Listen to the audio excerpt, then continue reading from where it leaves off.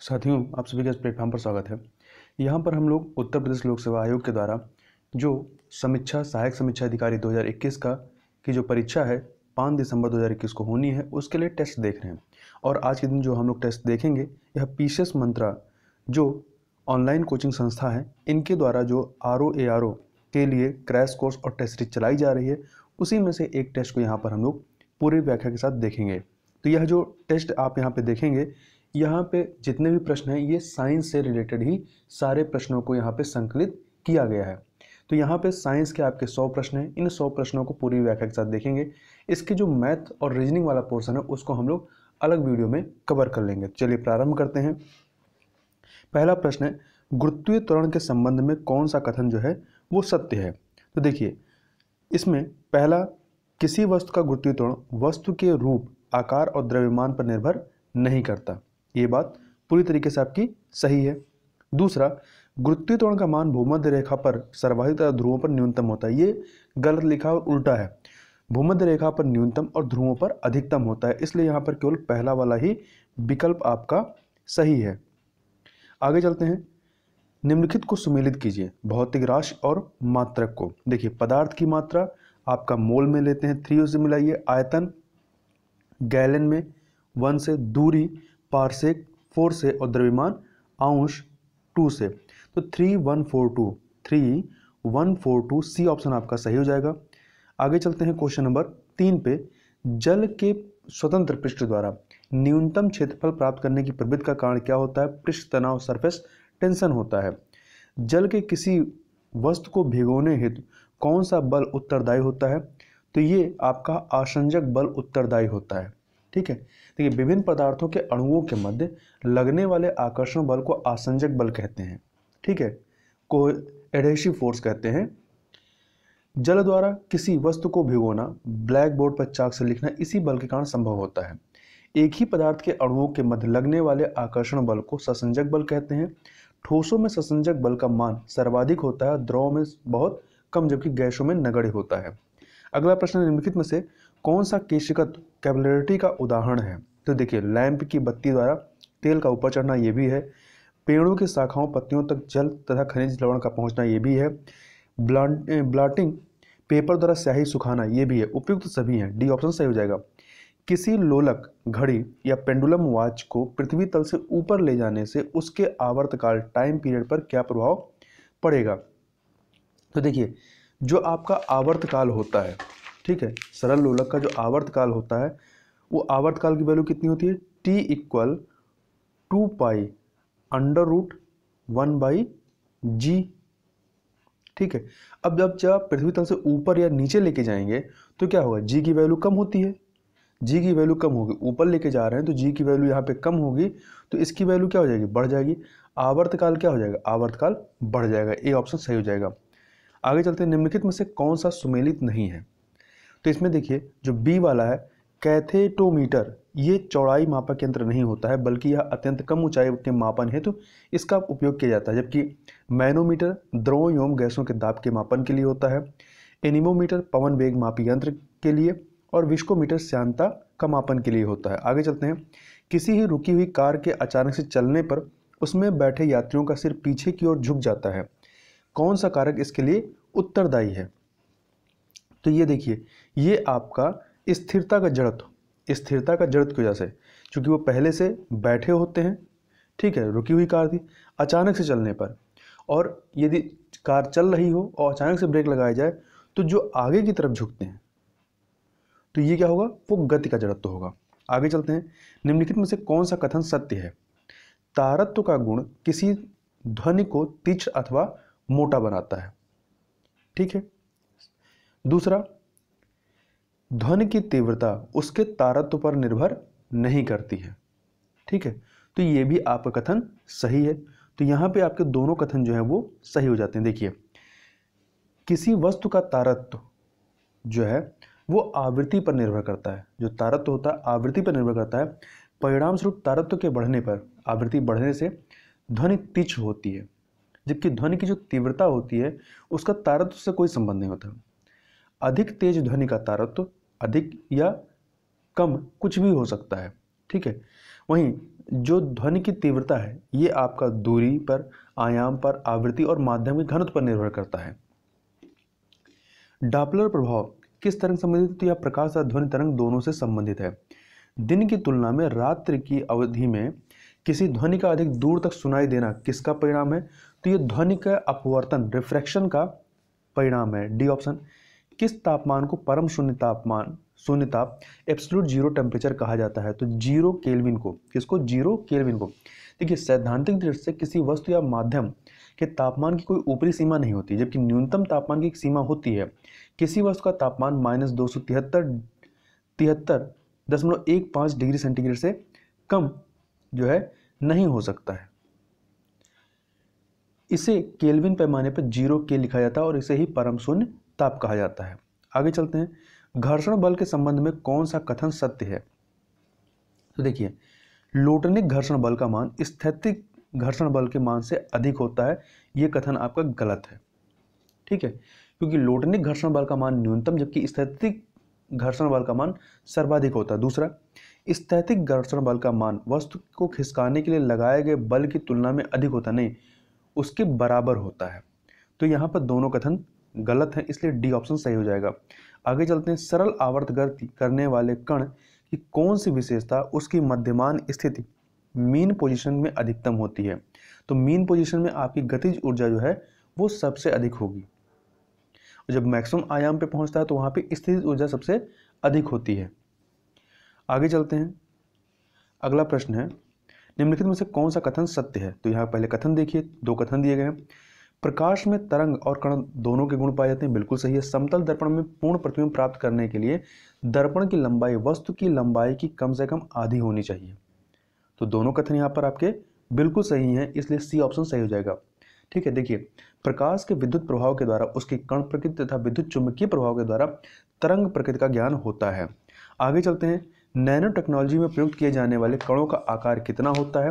तो ये जो है 1 से लेकर के 100 नैनोमीटर के बीच में होता है। सूर्य के चारों ओर दीर्घ वृत्ताकार मार्ग में ग्रहों की गति किसका उदाहरण है? तो देखिए, ये जो होता है ये सूर्य के चारों दीर्घ वृत्ताकार मार्ग में ग्रहों की गति अभिकेंद्रीय बल जिसे इंग्लिश में सेंट्रीपिटल फोर्स कहते हैं, उसके कारण संभव होता है, जो कि ऑप्शन में नहीं दिया गया है, इसलिए डी ऑप्शन आपका सही हो जाएगा, उपयुक्त में से कोई नहीं। आगे चलते हैं। 18 नंबर प्रश्न देखते हैं। अवतल दर्पण कॉनकेव जो मिरर है इसका प्रयोग किसमें नहीं किया जाता है? तो देखिए, कॉनकेव मिरर का जो प्रयोग है या अवतल दर्पण का प्रयोग ये आपका आंख, कान एवं नाक के जो डॉक्टर होते हैं उनके द्वारा, दाढ़ी बनाने में, कार की हेडलाइट में, सोलर कुकर में इसका प्रयोग किया जाता है। ठीक है, तो मतलब पहला, दूसरा, तीसरा इन तीनों में होता है, परंतु रियर व्यू मिरर मतलब जो चालक होता है गाड़ी का, उसको जो पीछे का देखना होता है, तो पीछे देखने वाला जो शीशा होता है उसमें और आपका सोडियम परावर्तक लैंप में उत्तल दर्पण का प्रयोग किया जाता है। तो इसलिए डी वाला ऑप्शन सही हो जाएगा, इसमें अवतल दर्पण का प्रयोग नहीं होता है। निम्नलिखित में से कौन सा पूर्ण आंतरिक परावर्तन टोटल इंटरनल रिफ्लेक्शन का उदाहरण नहीं है? तो देखिए, पानी में डूबी क्षण का टेढ़ा दिखाई देना ये पूर्ण आंतरिक परावर्तन का परिणाम नहीं है, बल्कि प्रकाश के अपवर्तन का उदाहरण है। प्रकाश के अपवर्तन, रिफ्रैक्शन का उदाहरण है। जबकि अन्य, पानी में डूबी परखनली का चमकीला दिखाई देना, ऑप्टिकल फाइबर, रेगिस्तान मरीचिका, ये सभी जो है पूर्ण आंतरिक परावर्तन के उदाहरण है। अगला देखते हैं। निम्नलिखित में से कौन सा द्वितीयक रंग का उदाहरण? देखिए, प्राथमिक रंग में आपके लाल, हरा और नीला आते हैं, तो बचा कौन सा? पीला। तो पीला जो है आपका ये द्वितीयक रंग का उदाहरण होगा।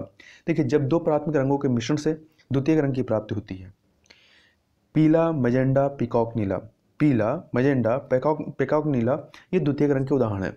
जब लाल और नीला को मिलाते हैं तो मैजेंडा बनता है, हरा नीला मिलाते हैं तो पीकॉक नीला बनता है, और लाल हरा मिलाते हैं तो पीला बनता है। निम्नलिखित कथनों पर विचार कीजिए।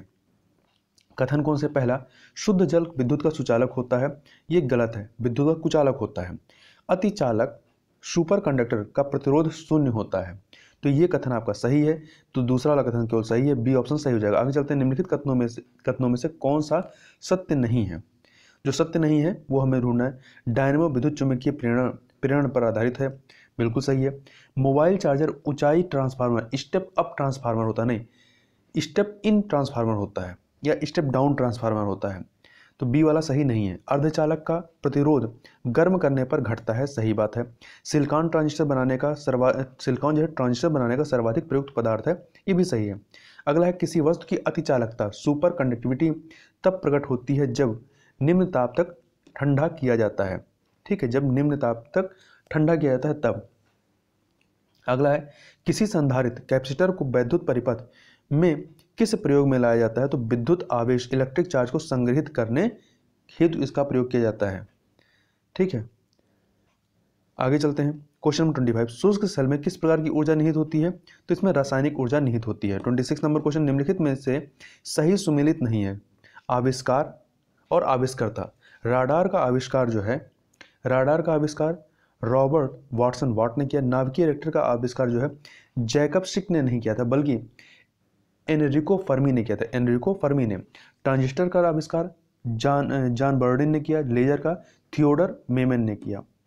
आगे चलते हैं क्वेश्चन नंबर 27, ये है फ्यूज का सिद्धांत किस पे कार्य करता है? तो विद्युत के ऊष्मीय प्रभाव पे कार्य करता है। विद्युतदर्शी का कार्य क्या है? तो विद्युतदर्शी का कार्य विद्युत आवेश की उपस्थिति की पहचान करना है। इसके अतिरिक्त यह विद्युत आवेश के मापन में भी प्रयुक्त होता है। बैटरी में ऋणात्मक ध्रुव से जोड़े गए इलेक्ट्रोड को क्या कहते हैं? इसे कैथोड कहते हैं, और जो धनात्मक वाला होता है उसे एनोड कहते हैं। ठीक है, आगे चलते हैं। कथन का वाला प्रश्न, कथन किसी अर्धचालक का प्रतिरोध गर्म करने पर बढ़ जाता नहीं, ये गलत है, क्योंकि गर्म करने पर क्या होता है? प्रतिरोध कम हो जाता है अर्धचालक का। तो कथन आपका गलत है, कारण ट्रांजिस्टर बनाने में अर्धचालक का प्रयोग किया जाता है, ये सही है। ठीक है, तो इस प्रकार से आप ऑप्शन देखेंगे तो आपका बी ऑप्शन कथन गलत है, कारण सही है। प्रकाश बिखराव किसमें होता है? तो ये जो है आपका कोलाइडी घोल में होता है। किसमें होता है? कोलाइडी घोल में होता है। और कोलाइडी विलयन में पदार्थ के कणों का आकार 10⁻⁻7 सेंटीमीटर से लेकर 10⁻⁻5 सेंटीमीटर के बीच रहता है। कोलाइडी कणों से उत्पन्न प्रकाश प्रकीर्णन को अल्ट्रा माइक्रोस्कोप द्वारा देखा जा सकता है, और यह कण प्रकाश का प्रकीर्णन करते हैं। 32 नंबर क्वेश्चन, निम्न में से कौन सा या से कोलाइड्स के उदाहरण हैं? तो वाहनों से निकलने वाला धुआं, सेविंग क्रीम, पनीर, बादल, ये सभी के सभी हैं, इसलिए डी ऑप्शन आपका सही हो जाएगा। आगे चलते हैं क्वेश्चन नंबर 33 पे। तो 33 को नंबर क्वेश्चन है, पदार्थों के पृथक कण के संदर्भ में निम्नलिखित पर विचार कीजिए। निष्पामन, निस्तारण, निस्यंदन, ये सभी पृथक कण की विधियां हैं, तो डी ऑप्शन आपका सही हो जाएगा। अगला है, जल में स्थायी कठोरता किसकी उपस्थिति के कारण होती है? तो जल में स्थायी कठोरता जो है वो मैग्नीशियम और कैल्शियम के सल्फेट की वजह से होती है। देखिए, दो प्रकार की कठोरता होती है, अस्थायी और स्थायी। अस्थायी कठोरता की बात करें तो यह जल में मैग्नीशियम एवं कैल्शियम के बाइकार्बोनेट की उपस्थिति के कारण होती है, और जल को उबालकर अस्थायी कठोरता को दूर किया जा सकता है। वहीं स्थायी कठोरता की बात करें तो जल में कैल्शियम और मैग्नीशियम के क्लोराइड, सल्फेट तथा नाइट्रेट के घुले होने के कारण जल में स्थायी कठोरता पाई जाती है। इसे उबालकर दूर नहीं किया जा सकता है। इसे दूर करने के लिए सोडियम कार्बोनेट का प्रयोग किया जाता है। सोडियम कार्बोनेट के माध्यम से स्थायी और अस्थायी दोनों प्रकार की कठोरता दूर हो जाती है। लवण जल किसका जलीय विलयन है? तो ये NaCl सोडियम क्लोराइड का है। आगे चलते हैं क्वेश्चन नंबर 36, पेयजल के लिए pH की वांछनीय सीमा कितनी होती है? तो ये जो वांछनीय सीमा है आपकी 6.5 से लेकर 8.5 तक है। ठीक है, मानव शरीर हल्के क्षारीय माध्यम में सुचारू रूप से कार्य करता है। मानव रक्त का pH मान 7.4 है तथा मतलब क्षारीय है। शुद्ध जल का pH मान 7 होता है, ये न्यूट्रल हुआ। WHO के अनुसार पेयजल के लिए pH का मान 6.5 से 8.5 के मध्य होना चाहिए। अगला, यदि मधुमक्खी आपको डंक मार दे तो निम्नलिखित में से कौन सी सर्वोत्तम औषधि होगी? तो कौन सी होगी? बेकिंग सोडा होगी। क्या होगी? बेकिंग सोडा होगी। देखिए, मधुमक्खी के विष में क्या होता है? फार्मिक अम्ल होता है। इसके प्रभाव को कम करने के लिए इसके डंक के स्थान पर बेकिंग सोडा के घोल जैसे मृदु, चूंकि बेकिंग सोडा क्या होता है? मृदु क्षार होता है, तो मृदु क्षार का प्रयोग फार्मिक अम्ल को निष्क्रिय कर देता है, और इसके दर्द और जलन में भी कमी आती है और राहत मिलती है। आगे चलते हैं, निम्नलिखित में से कौन सा अधातु ठोस अवस्था में मिलता है? तो बोरान जो है ये ठोस अवस्था में मिलता है। इसके अतिरिक्त पारा तथा ब्रोमीन कमरे के ताप पर द्रव अवस्था में पाए जाते हैं। अगला है, निम्नलिखित में से कौन सा कथन सम न्यूट्रॉनिक के संदर्भ में गलत है? देखिए, सम न्यूट्रॉनिक होता क्या? ऐसे नाभिक जिसमें न्यूट्रॉनों की संख्या समान हो परंतु प्रोटॉनों की संख्या भिन्न भिन्न हो, तो उसे सम न्यूट्रॉनिक कहते हैं। डी ऑप्शन देखिए, 1H3 3 - 1 2 होगा, यहाँ पे 2 न्यूट्रॉन, और हीलियम में 2H3, तो 3 - 2 करेंगे 1, तो हाइड्रोजन में 2 न्यूट्रॉन हैं और हीलियम में 1, तो ये आपके अलग अलग हैं, ठीक है, सेम नहीं, इसलिए सम न्यूट्रॉनिक है। आगे चलते हैं क्वेश्चन नंबर 40। क्वेश्चन नंबर 40 देखते हैं, निम्नलिखित कथनों पर विचार कीजिए। क्या है? धातु कभी गैसीय अवस्था में नहीं होते हैं, बिल्कुल सही है, ठीक है। द्रव अवस्था में तो होते हैं, जैसे कि आपके पारा है, परंतु कभी गैसीय अवस्था में नहीं पाए जाते हैं जो धातु होते हैं। यह मुख्यतः तन्य एवं ऊष्मा के सुचालक होते हैं, ये सही है। तीसरा वाला, कुछ धातुओं का गलनांक बहुत कम होता है, जैसे आपका गैलियम और सीजियम है, ठीक है, इनको आप अपने हथेली पर रखेंगे तो ये पिघलने लगते हैं। तो इस प्रकार तीनों कथन यहाँ पर सही है, डी ऑप्शन सही हो जाएगा।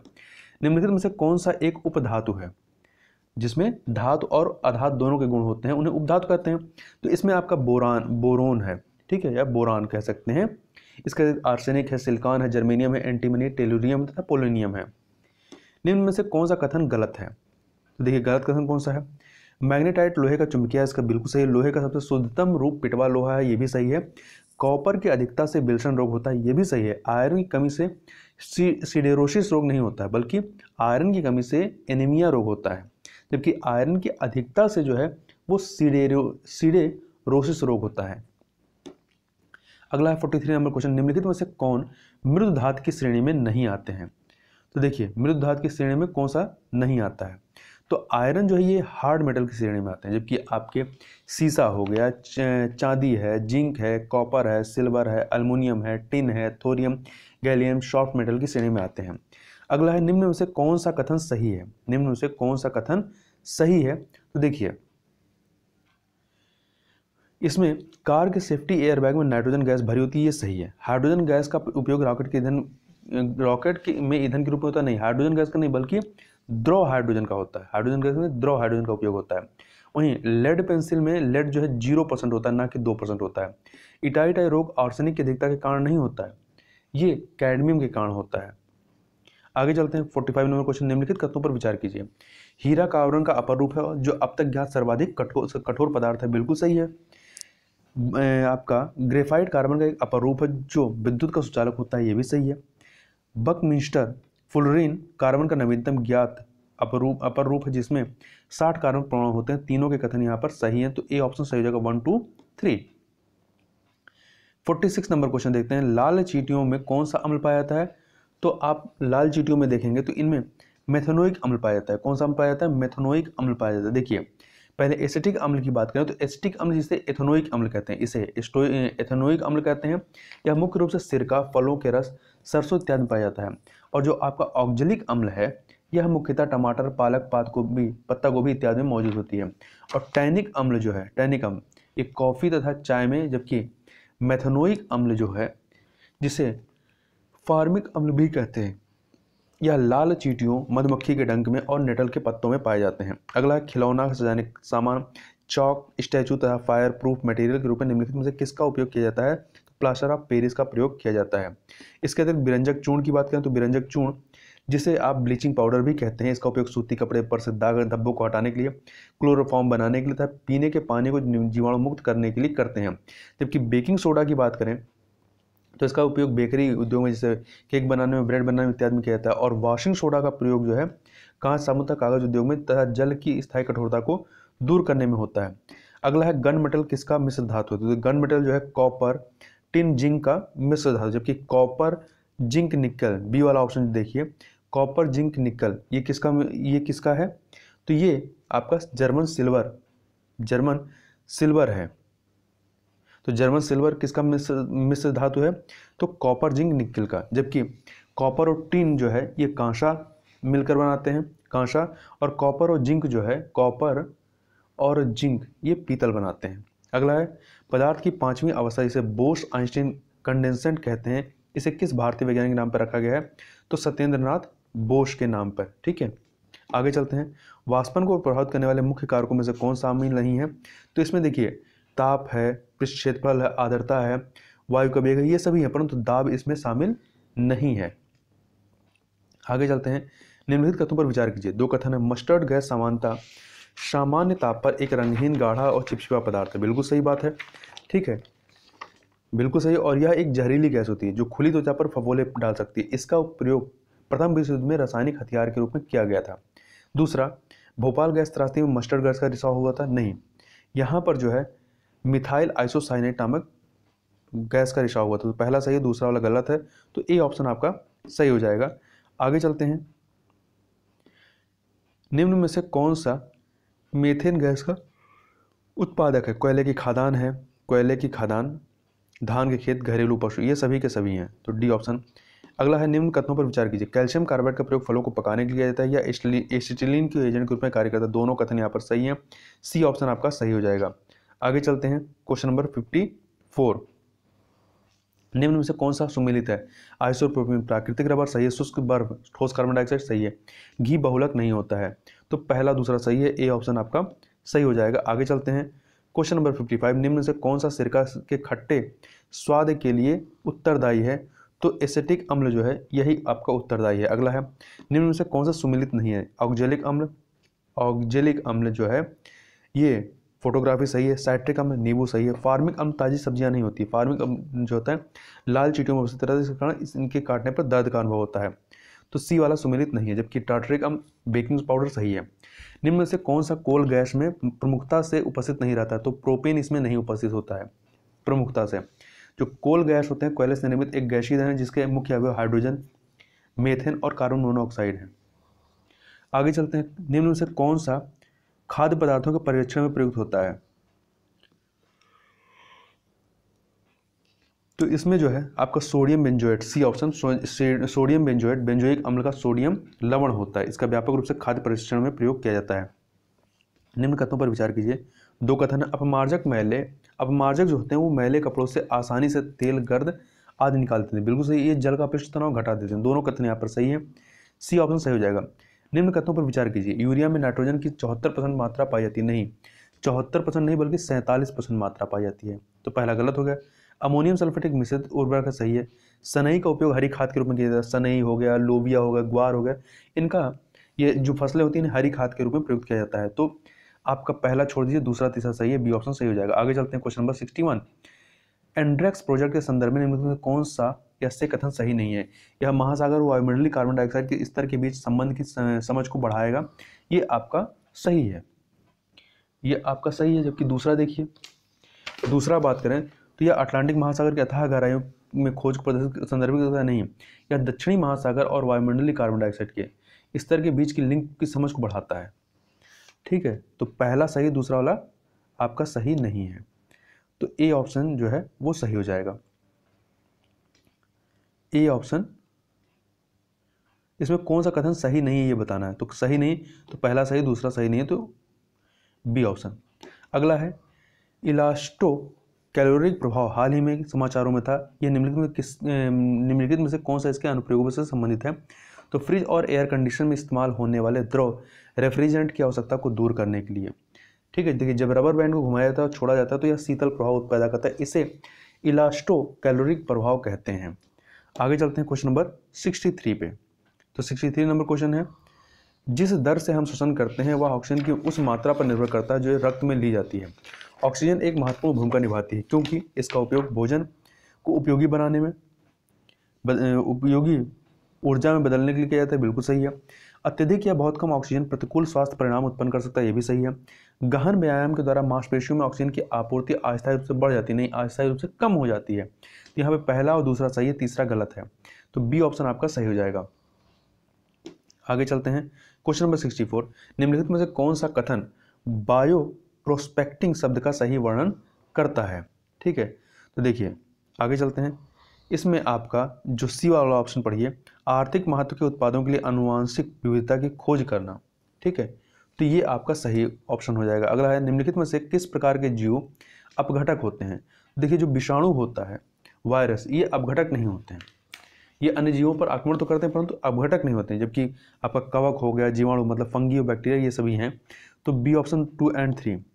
पोषण की वह विधा जिसमें जीव अपने आसपास मौजूद कार्बन डाइऑक्साइड और पानी जैसी सरल अकार्बनिक पदार्थ से खुद का भोजन बनाते हैं, उसे क्या कहा जाता है? उसे जो है स्वपोषी पोषण कहते हैं। अगला, पोषण के उस विधा को क्या कहते हैं जिसमें जीव सरल अकार्बनिक पदार्थों से अपना भोजन नहीं बना पाते हैं और भोजन के लिए अन्य कार्बनिक पदार्थ जीवों पर निर्भर करते हैं, तो ये परपोषी पोषण है। जब जीव अपना भोजन मृत पौधों, मृत पशुओं और सड़ी हुई रोटियों आदि के सड़ते हुए कार्बनिक पदार्थ से प्राप्त करते हैं, तो इसे क्या कहते हैं? इसे मृत मृत पोषी पोषण कहते हैं। गुण सूत्रों के अभिरंजन के लिए सबसे अधिक कौन सा रंग उपयुक्त है? तो कार्मिन। कौन सा है? कार्मिन है। आगे चलते हैं, प्लाज्मा झिल्ली के तरल मोजेक मॉडल की प्रस्तावना किसने की? तो ये सिंगर और निकलसन ने की थी। अगला है, स्त्रावी कोशिका के लिए निम्नलिखित में से कौन सा कथन सही है? तो कौन सही? देखिए, कोशिका में रुच्छ अंतः द्रव्य जालक RER आसानी से दिखाई देता है, तो ये वाला आपका ऑप्शन सही है, बी ऑप्शन। अगला चलते हैं, प्लास्टिड निम्नलिखित में से एक लक्षण के आधार पर माइक्रोकॉन्ड्रिया से भिन्न होता है। किस आधार पर? देखिए, प्लास्टिड में पर्णहरित पाया जाता है, क्लोरोफिल का पाया जाता है, और जबकि माइटोकॉन्ड्रिया में नहीं पाया जाता है। आगे चलते हैं, 73 नंबर क्वेश्चन, एक कोशिका में निम्नलिखित में से कौन सा कोशिका कंकाल का कार्य नहीं है? तो देखिए, अंतर कोशिकीय परिवहन जो है ये आपका कोशिका कंकाल का कार्य नहीं है। आगे चलते हैं, माइटोकॉन्ड्रिया को देखने के लिए इस्तेमाल किया जाने वाला अभिरंजक कौन सा है? तो जेनस ग्रीन है। 75 नंबर क्वेश्चन, हाल ही में सहायक प्रजनन प्रौद्योगिकी विनियमन विधेयक 2020 पेश किया गया है। सहायक प्रजनन तकनीकी असिस्टेड रिप्रोडक्टिव टेक्नोलॉजी के संदर्भ में निम्नलिखित में से कौन सा या से कथन सही है? पहला, इन विट्रो फर्टिलाइजेशन सबसे आम और प्रभावी सहायक प्रजनन प्रौद्योगिकी है, सही है। इसमें प्रजनन उपचार शामिल है जिसमें महिला के अंडाणु पुरुष के शुक्राणु दोनों को शामिल किया जाता है, तो यहाँ दोनों ही कथन सही हैं, इसलिए सी ऑप्शन सही हो जाएगा। निम्नलिखित में से कौन से पौधों में वृद्धि अवरोधक हार्मोन है? तो एबिसिक एसिड और एथिलीन, मतलब बी ऑप्शन 3 और 4। देखिए, इसको थोड़ा सा समझ लेते हैं। पादप हार्मोन वे रसायन होते हैं जो पौधों में वृद्धि को या तो बढ़ावा देते हैं या बाधित करते हैं। ये 5 प्रकार के होते हैं मुख्यतः। देखिए, ऑक्जिन, जिबरेलिन्स और साइटोकिनिन, ये जो तीनों ही हार्मोन पौधों के विकास को बढ़ावा देते हैं, ठीक है। जबकि एबिसिक एसिड और एथिलीन पौधे के विकास को बाधित करते हैं। और ये पादप हार्मोन कृत्रिम रूप से निर्मित किए जाते हैं और इनके कई व्यावसायिक उपयोग होते हैं। आगे चलते हैं, question number 77, stem cell therapy का उपयोग करके निम्नलिखित में से किन रोगों का इलाज किया जा सकता है? हृदय रोग बिल्कुल हो सकता है, टाइप 1 मधुमेह ये भी इसका भी हो सकता है, रीढ़ की हड्डी की चोट इसका भी हो सकता है, अल्जाइमर रोग इसका भी हो सकता है, रूमेटाइड संधिशोथ इसका भी हो सकता है। तो डी 1 2 3 4 5 सभी। निम्नलिखित में से कौन सा शब्द अनिषेक जनन पार्थेनोजेनेसिस का सही वर्णन करता है? यह पुरुष युग्मक के बिना मादा युग्मक से एक भ्रूण का जनन, सी ऑप्शन। अगला, हेपेटाइटिस सी वायरस की खोज के लिए माइकल ह्यूटन, हार्वे आल्टर और चार्ल्स राइस को शरीर की क्रिया विज्ञान या फिजियोलॉजी में वर्ष 2020 के नोबेल पुरस्कार से सम्मानित किया गया। हेपेटाइटिस सी वायरस के संदर्भ में निम्नलिखित में से कौन से कथन सही है? यह यौन संचारित नहीं होता है, बिल्कुल सही बात है, ये बिल्कुल सही बात है। यह इंजेक्टेबल दवाओं के प्रयोग से फैल सकता है, ये भी सही है। तीसरा, हेपेटाइटिस सी वायरस मुख्य रूप से पैरेंटल रूट आंतरिक तरीकों से फैलता है, ये भी सही है। तो तीनों यहाँ पे सही है, डी ऑप्शन। देखिए, हेपेटाइटिस जो होता है हेपेटाइटिस सी जो है ये रक्त जनित वायरस के कारण होता है जो यकृत को प्रभावित करता है। यह इंजेक्शन के माध्यम से दी जाने वाली दवाओं, असुरक्षित तरीके से इंजेक्शन लगाने और बिना जांचे गए रक्तदान से फैल सकता है। हालांकि यह हेपेटाइटिस बी के विपरीत यौन संचारित नहीं होता। हेपेटाइटिस बी जो है यौन संचारित होता है और हेपेटाइटिस सी के लिए कोई ज्ञात टीका नहीं है। हेपेटाइटिस बी और सी वायरस मुख्य रूप से पैरेंटल रूट आंतरेतर तरीकों के माध्यम से फैलने और क्रोनिक या जीर्ण हेपेटाइटिस के लिए मुख्यतः उत्तरदायी होते हैं। आगे चलते हैं क्वेश्चन नंबर 80 पे। कभी कभी समाचारों में रहने वाला आरएनए इंटरफेस तकनीक को निम्नलिखित में से किस संदर्भ में देखा जाता है? तो आरएनए इंटरफेस तकनीक को जो यदि बात करें, एक सेकेंड, तो आरएनए इंटरफेस एक जीन साइलेंसिंग तकनीक है जो लक्षित कोशिकाओं में प्रोटीन संश्लेषण को रोकती है, सही बात है। यह एक्वायर्ड इम्यूनोडिफिशियेंसी सिंड्रोम, एड्स जैसे वायरल संक्रमण के उपचार में इस्तेमाल की जाने वाली तकनीक है, ये भी सही है। अगला है, इस तकनीक का प्रयोग निकट भविष्य में कैंसर के उपचार में किया जा सकता है, ये भी सही है। यह तकनीक कोलेस्ट्रॉल के स्तर को आधा करने में सक्षम दवाओं को तैयार करने में सहायता करती है, तीनों सही हैं, चारों 1 2 3 4 सही हो जाएगा। किस विटामिन कमी से व्यक्ति में हीमोफीलिया रोग हो जाता है? तो विटामिन के की कमी से। कैसे? क्योंकि विटामिन के को जो रासायनिक नाम क्या है, नेफ्थोक्विनोन है, यह यकृत में प्रोथ्रोम्बिन नामक पदार्थ के निर्माण में भाग लेता है। अतः यह चोट लगने पर रक्त का थक्का, जो ये प्रोथ्रोम्बिन है, ये रक्त का थक्का जमने के लिए आवश्यक होता है। इसकी कमी वाले व्यक्तियों का प्रश्न आसानी से नहीं किया जाता, क्योंकि अधिक रक्त बह जाने के डर रहता है, क्योंकि व्यक्ति हीमोफीलिया रोग का शिकार होता है। अगला है, स्कर्वी रोग से पीड़ित व्यक्ति में कौन सा लक्षण दिखाई देता है? घावों का न भरना। स्कर्वी रोग का विटामिन सी की कमी से होता है। आगे चलते हैं 83 नंबर क्वेश्चन। पहाड़ी क्षेत्रों में अधिकांश लोगों में घेघा रोग पाया जाता है पानी में आयोडीन की कमी से। निम्न कथनों पर विचार कीजिए। अग्नाशय एक मिश्रित ग्रंथि, बिल्कुल सही। इसके द्वारा इंसुलिन और ग्लूकैगोन हार्मोन स्रावित होता है। दोनों कथन यहाँ पर सही है, सी ऑप्शन सही हो जाएगा। अगला है 85 नंबर क्वेश्चन। निम्न में से कौन से रोग विषाणु जनित है? तो देखिए, चेचक है, रेबीज है, मीजल्स है, चिकन पॉक्स, ये सभी के सभी हैं, इसलिए यहाँ पे डी ऑप्शन चारों। अगला है 86 नंबर क्वेश्चन। निम्न में से कौन सा एक जीवाणु का लक्षण नहीं है? देखिए, जीवाणु खोज एंटोनी वॉन ल्यूवेनहॉक ने की थी, बिल्कुल सही। इसमें कोशिका भित्ति नहीं पाई जाती, बिल्कुल पाई जाती है, इसमें कोशिका भित्ति पाई जाती है। ठीक है, तो ये बी वाला ऑप्शन आपका सही नहीं है। वहीं सी, ये बर्फ तथा गर्म जल के झरनों में 80 डिग्री सेल्सियस तक तापक्रम पर भी पाए जाते हैं, बिल्कुल सही है। इनमें जनन सामान्यतः द्विविभाजन द्वारा होता है, ये भी सही है। निम्न में से कौन से विटामिन वसा में घुलनशील है? देखिए, जल में घुलनशील विटामिन कौन से होते हैं? बी, सी। ठीक है, अब तो ये जो बी, सी हैं, ये वसा में घुलनशील नहीं है।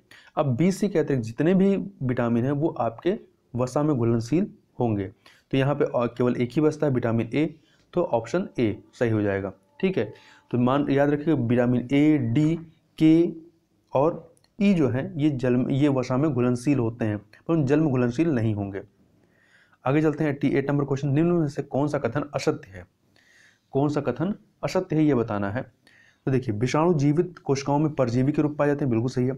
जंतुओं में इनका विस्तार रक्त के माध्यम से होता है, ये भी सही है।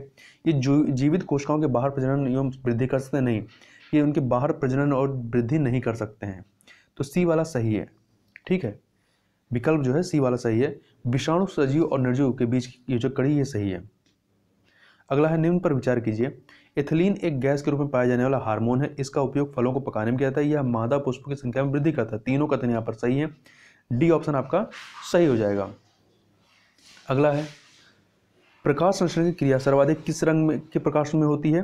तो लाल और नीला में। लाल और नीला में सबसे कम किस में होगी? बैगनी में होगी। आगे चलते हैं, निम्न में से किस रोग या रोगों की वाहक स्त्रियां होती हैं? वर्णांधता और हीमोफीलिया की। तो 1 और 2, बी ऑप्शन सही हो जाएगा। स्लीपिंग सिकनेस या निद्रा रोग, ये जो होता है किसकी वजह से होता है? तो ये जो है प्रोटोजोआ के कारण होता है, प्रोटोजोआ के कारण होता है। यह एक परजीवी जो कि सीसी मक्खियों के माध्यम से फैलता है। अगला है, निम्नलिखित में से कौन सुमेलित नहीं है? देखिए, कौन सुमेलित नहीं है? तो रेबीज टीका, लुई पास्चर सही है। पोलियो ड्रॉप, एल्बर्ट सोबिन सही है। जेनेटिक कोड, हरगोबिंद खुराना सही है। होम्योपैथी की खोज जो है एडवर्ड जेनर ने नहीं की थी, बल्कि इसके आविष्कारक कौन थे? हैनी मैन थे, हैनी मैन। जबकि एडवर्ड जेनर जो है, इन्होंने चेचक के टीके का आविष्कार किया था। ओडोंटोग्राफी के अंतर्गत किसका अध्ययन किया जाता है? तो इसके अंतर्गत ओडोंटोग्राफी के अंदर दांतों का अध्ययन किया जाता है, जबकि पक्षियों का अध्ययन ऑर्निथोलॉजी के अंतर्गत, शैवालों का अध्ययन जो है फिकोलॉजी के अंतर्गत, और विषयों का अध्ययन जो है टॉक्सिकोलॉजी के अंतर्गत किया जाता है। निम्न में से कौन सा कथन सत्य है? कौन सा कथन सत्य है, ये हमें बताना है। तो देखिए, वसा अणु ग्लिसरॉल तथा वसा अम्ल के योग से बनते, सही है। ये जल में पूर्णतः अघुलनशील होते हैं, ये भी सही है। ठीक है, ये जल में पूर्णतः अघुलनशील होते हैं, बिल्कुल सही है। परंतु ये क्लोरोफॉर्म, बेंजीन, पेट्रोलियम आदि कार्बनिक विलायकों में घुलनशील होते हैं। वसा मानव की त्वचा के नीचे संचयित रहता है, ये भी सही है। उपयुक्त सभी के सभी कथन सही हैं, डी ऑप्शन आपका यहाँ पर सही हो जाएगा। अगला, धान का खैरा रोग किस पोषक तत्व की कमी से होता है? तो जिंक की कमी से होता है, जबकि मैग्नीज की कमी से मटर में मार्स रोग की कमी हो जाती है, मार्स रोग हो जाता है। अगला है, निम्न पर विचार कीजिए। जेबरलिन एक पादप हार्मोन है, इसकी खोज कुरोसोवा ने की थी। ये दोनों ही कथन यहाँ पर सही हैं, और यह हार्मोन पौधों की लंबाई में वृद्धि करता है, तीनों कथन सही हैं। तो सी ऑप्शन जो है आपका सही हो जाएगा 97 का। 98 देखें, अंडाशय से किन हार्मोन का स्त्राव होता है? तो ओस्ट्रोजन और प्रोजेस्टेरोन का। ऑस्ट्रोजन और प्रोजेस्टेरोन का स्त्राव होता है, जबकि टेस्टोस्टेरोन का स्त्राव जो है ये टेस्टिस से होता है। तो यहाँ पे सही क्या है? पहला और दूसरा, सी ऑप्शन। 99 नंबर क्वेश्चन, साइजोफ्रेनिया रोगी व्यक्ति में कौन सा लक्षण पाया जाता है? व्यक्ति कल्पना को ही सत्य मानता है। ये एक मानसिक रोग है, ठीक है, जो प्राय युवा वर्ग में होता है। तो ए ऑप्शन सही हो गया। अगला चलते हैं क्वेश्चन नंबर 100। निम्न में से दुग्ध जनक हार्मोन कौन सा होता है? तो यह है आपका एलटीएच हार्मोन, जिसे लैक्टोजेनिक हार्मोन कहा जाता है। इसका मुख्य कार्य शिशु के लिए स्तनों में दुग्ध स्राव उत्पन्न करना है। तो इस प्रकार से यहाँ पर हम लोगों ने जीएस के पूरे 100 प्रश्नों को देखा, जो कि आपका साइंस से रिलेटेड था। ठीक है, तो इस वीडियो में बस इतना ही। मिलते हैं नेक्स्ट वीडियो में, तब तक के लिए बहुत बहुत धन्यवाद।